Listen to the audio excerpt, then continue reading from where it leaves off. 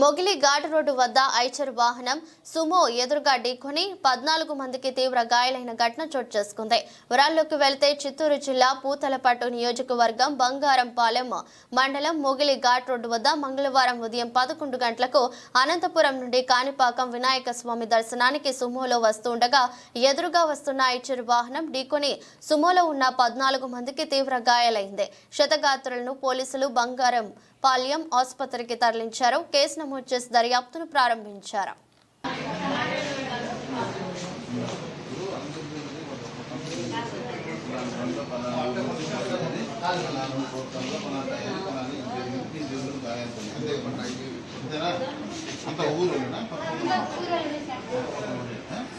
చెప్పండి. అనంతపురం నుండి వచ్చినాం సార్.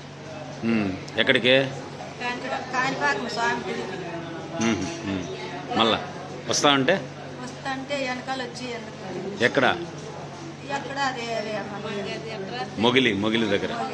ఎంతమంది వస్తా ఉన్నారా? 14 మంది డ్రైవర్ 15. అందరికీ దెబ్బలు తగిలినాయి.